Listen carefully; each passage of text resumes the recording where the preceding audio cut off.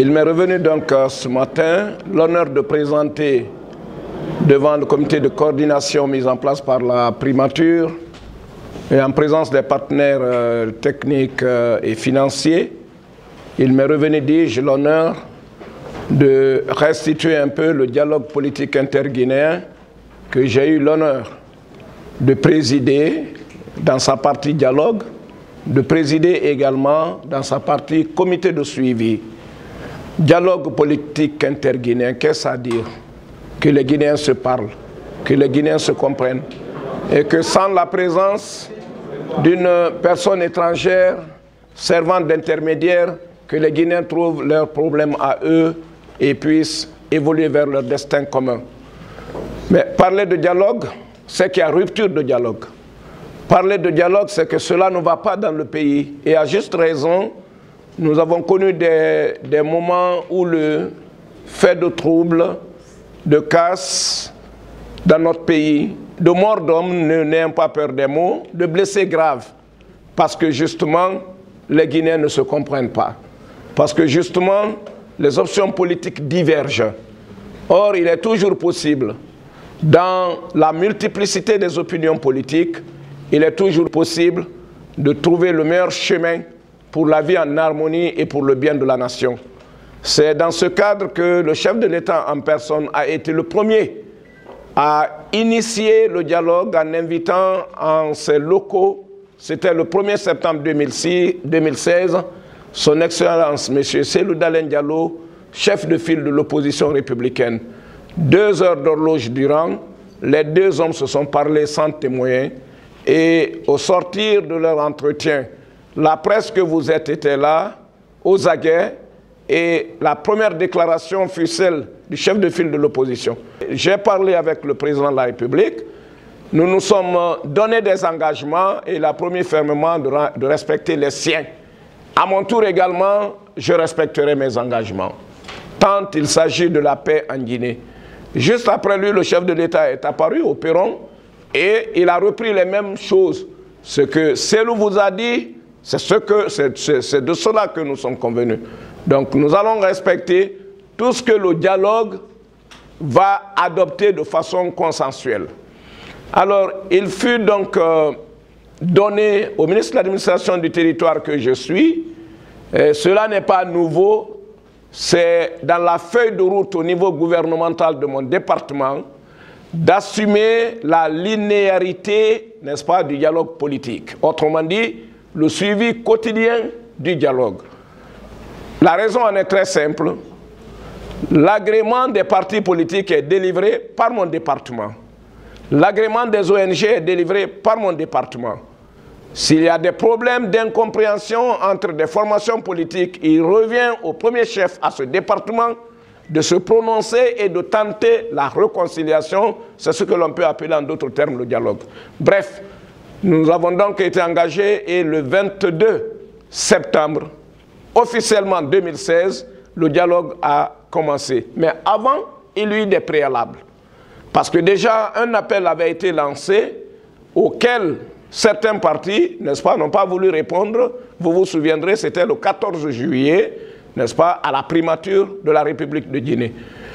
Nous avons donc invité d'abord séparément les formations politiques guinéennes, en commençant par l'opposition républicaine qui a répondu massivement. Et le jeu était très simple. L'exercice consistait à demander quels sont les problèmes, les griefs qui font que vous ne pouvez pas être à la table de dialogue. Et les gens se sont défoulés. Les gens ont fait de grands déballages.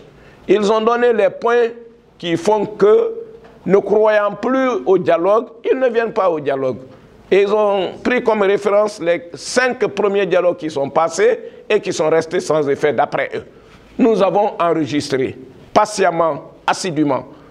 Et nous leur avons demandé de mettre sur papier ce qu'ils venaient de nous dire. Une fois l'opposition républicaine partie, 2 jours après, nous avons fait appel à la mouvance républicaine, à la mouvance. Et la mouvance, nous leur avons posé les mêmes questions que celles qui ont été posées à l'opposition républicaine. Absolument encore les mêmes réponses. Et nous leur avons demandé d'écrire et de nous donner. Ce fut le tour ensuite de l'UFR. après l'UFR, le PDN. Après le PDN, nous avons reçu la société civile guinéenne et nous avons clos ce travail-là d'audition groupée, séparée plutôt, j'allais dire, par les partenaires techniques et financiers, c'est-à-dire la communauté internationale. Cet exercice nous a permis d'avoir une compilation assez volumineuse qui nous permettait désormais de procéder à une plénière. Nous avons écouté les uns et les autres. Cela a été dit les uns en l'absence des autres. Retrouvons-nous ensemble, discutons-en. C'est ce travail préliminaire que nous avons abattu et c'est ce qui nous a permis, le 22 septembre 2016, d'aller à l'ouverture du dialogue dans la salle des actes du Palais du Peuple. J'avoue que l'ambiance était bon enfant. Mouvance, opposition républicaine, société civile, partenaires, CENI, tout le monde était là. Et nous avons engagé le dialogue. Nous nous sommes dit qu'il faut regarder en face les problèmes de la nation. De part et d'autre, l'opposition, qui généralement est la première à demander, nous a dit l'accord du 20 août 2015 n'a été qu'un accord théorique qui n'a connu aucune application. Alors, le dialogue qui va s'engager, si dialogue doit y avoir, que l'on nous donne les moyens, le temps, les modalités d'application de l'intégralité des points de l'accord de 2015. Autrement dit, l'accord de 2016 n'avait pas la roue à inventer. Il fallait tout simplement relire tous les points de l'accord du 20 août 2015. Ceux qui n'ont pas été faits, les exécuter. C'est ce mandat qui m'est revenu en qualité de président du comité du cadre de dialogue et aussi en qualité du président du comité de suivi. Nous en avons débattu un à un les différents points.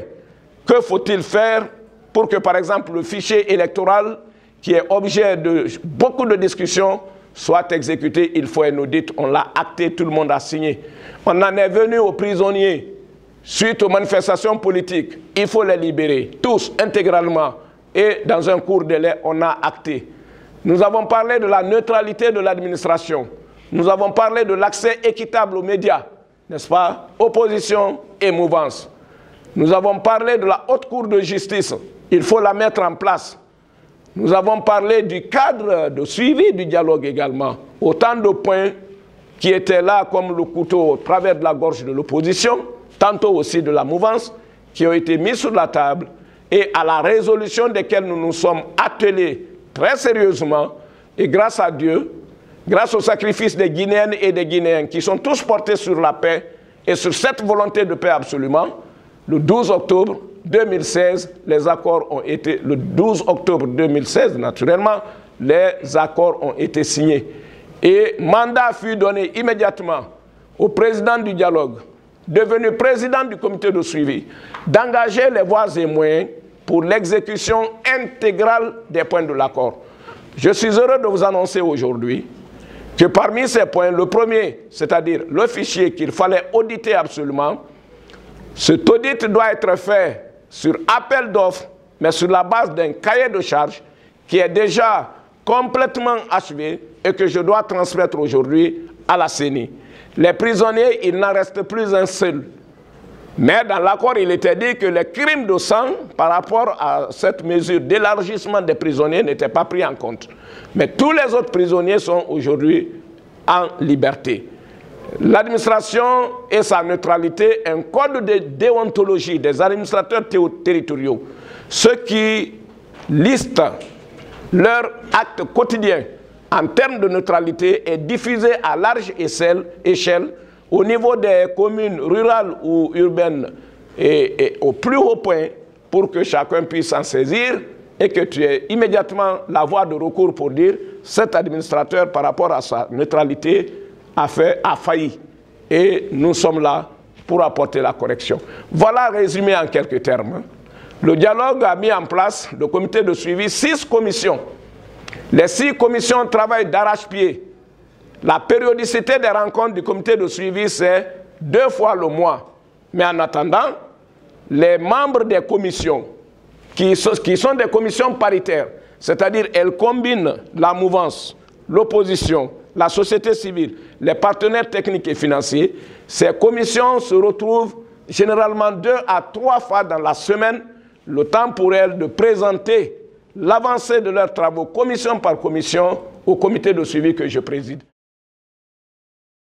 Tout ce qui allait intervenir dans le dialogue et qui ne relevait pas de la compétence du dialogue, mais qui s'inscrivait dans la logique consensuelle d'apaisement en Guinée, mandat a été donné, n'est-ce pas, au dialogue, de faire recours aux ayants droit, c'est-à-dire la Cour constitutionnelle, là où la constitutionnalité n'est pas respectée, les démarches à faire pour que cela soit dans le cadre de ce consensus pour sauver la paix en Guinée, que l'on fasse cette dérogation.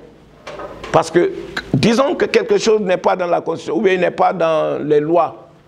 Mais si les Guinéennes et les Guinéens pensent que le salut de la paix se trouve dans une disposition, on fait recours à la Constitution pour que l'on puisse prendre les décisions idoines qui interviennent dans le cadre de l'application de cette décision. Ça, c'est ce point 2, vous ne l'avez pas nommé, mais vous parlez des quartiers, en ce que je sache. Et les quartiers, nous l'avons suffisamment développé. Les quartiers, constitutionnellement, si quelqu'un vient du côté de la Constitution, ben, il a tout faux. Parce que la Constitution ne reconnaît pas les quartiers en Guinée. La Constitution reconnaît 2 niveaux de décentralisation, de communalisation dans notre pays. C'est les régions et les communes. Prenez la Constitution, allez à l'article 109, lisez-le très bien.